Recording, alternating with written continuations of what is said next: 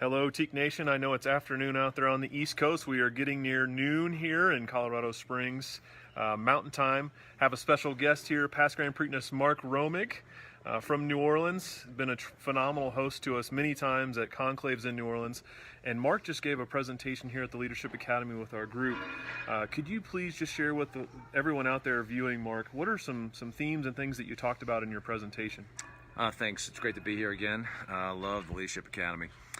So we were discussing really the passion that we bring as leaders in our chapters and just leaders in general, and the necessary to have that passion, because with passion you have energy, and we talked about without any energy you really don't have anything.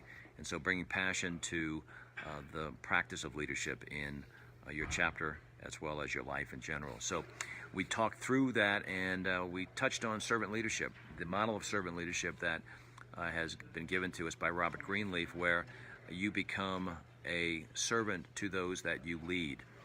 You walk with them, you work with them, you serve them. It's not about the ego trip that leadership can sometimes provide.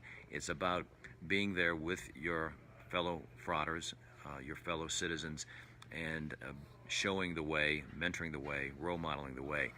It's never easy. It's not some roadmap that you can get on and then it's all done. It's something you got to practice each and every day. So we talked about the challenges that come along with that, and just the fact that courage is important in our lives as teaks. There are many opportunities for us to show courage, whether it's the chapter setting, whether it's tolerating someone, or really accepting someone. There's a difference between just tolerating and truly embracing someone as a frauder in the bond.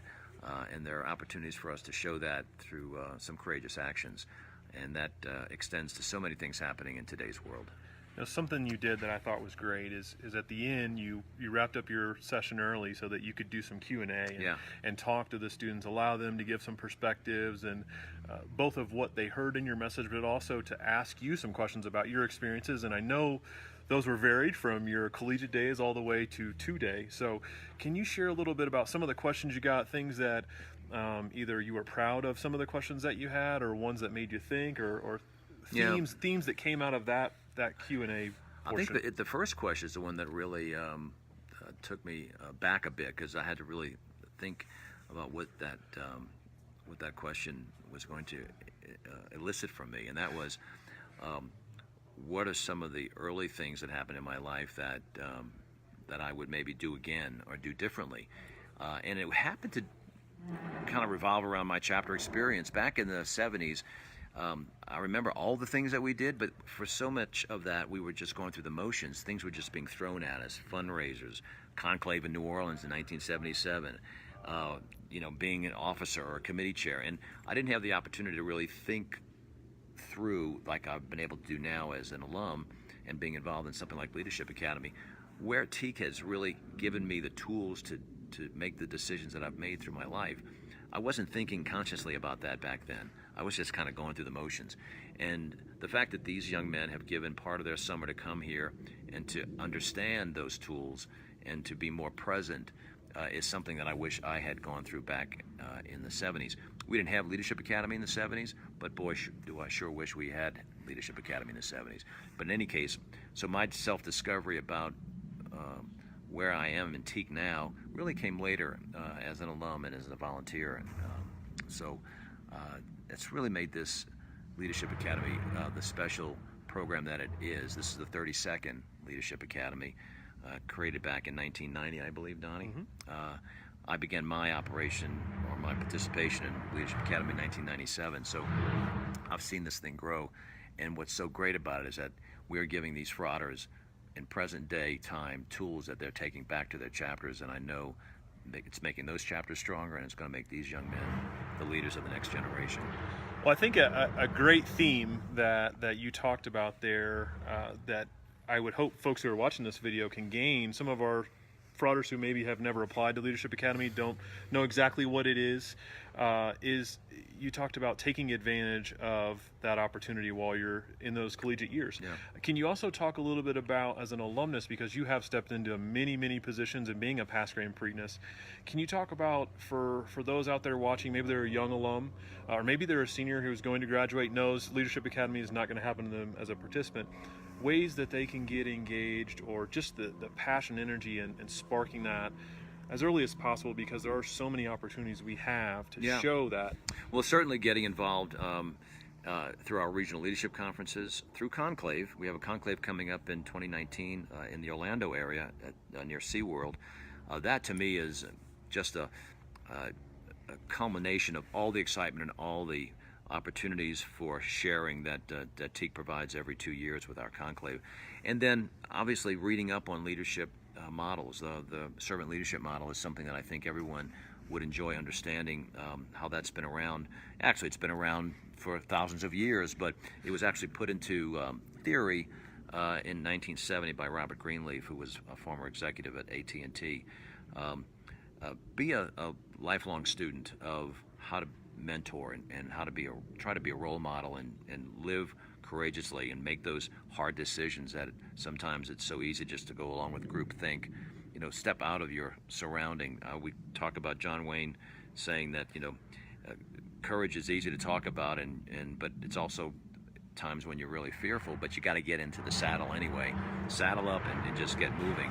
I know that's easy to say, but it comes along with a lot of practice, and it's also the joy of seeing someone else grow, and I think that's really what TKE has provided so many people, is helping other people grow. And my last question is, a lot of folks out there know that we have past Grand Prix of the fraternity. They might come to a conclave and see you parade across the stage and be involved in different ways. And I know for many of our conclaves in New Orleans, you've come out and been the official host and welcome people and talk to them a little bit about the city and ways that they can enjoy the city and be safe. But I think there's a lot more that PGPs do than possibly folks know. Can you talk about, as a past Grand Prytanis, how you stay engaged? What is happening that the normal person in their day-to-day on a campus or an alumnus in their community doesn't know of, how some of the PGPs continue to stay engaged? Yeah, so there are a lot of PGPs who have gotten involved on the foundation side, TKE Educational Foundation, which raises money to support educational programs.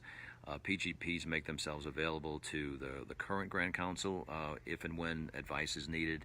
I know we've provided information or resources or an ear to you as our chief staff professional.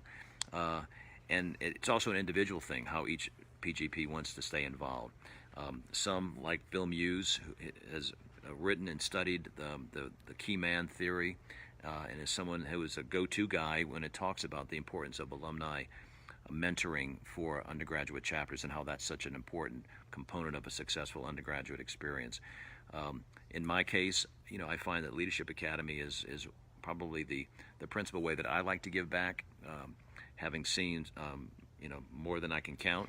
But it talk about give me the thrill of seeing that next generation of leadership being identified and then coming to the academy and then leaving with these great tools. So we have maybe a dozen PGPs out there, and it's a good time for us to get together at Conclave, and we like to share stories. We all have our own war stories, but this is an ongoing resource for the fraternity, and I would suggest to any of you watching this, if you have a PGP in your area, reach out to them and have them come to an installation or an initiation, or just call them for some words of experience, or just to chew the fat. But we were out there and we were ready to help. No, it's a great point. There are a lot of folks, and they're all over the country. That's the great thing about, as large as our organization is, we have PGPs and past East Coast, West Coast, all over. In the great city of New Orleans, where Conclave usually should be, but it's not next time. It's in Orlando. He's always promoting us to get back to New Orleans. I'm fine with Orlando. I want to go to Disney World. You can see he's really come to terms with it. Yeah, if anyone's curious about contacting and finding where some of these PGPs are located, you can always contact the headquarters office. We're happy to connect you with local folks and reach out to them and see if there's an opportunity there. But I want to thank Mark. Thank you for continuing to be part of the Leadership Academy, for being part of our TKE family, for representing the past Grand Prix in Iowa with such class, and always looking to make the organization better, every aspect of the organization. So folks, thank you for joining us out there. We're going to keep posting some more videos as we go into the afternoon. Hope you're having a great day, and we'll talk to you soon. And go Saints. I think we're going to go to the Super Bowl this year, so we'll keep our fingers crossed. Go Saints. Only time you're ever going to hear me say that. That's right. Thank you. Go Colts.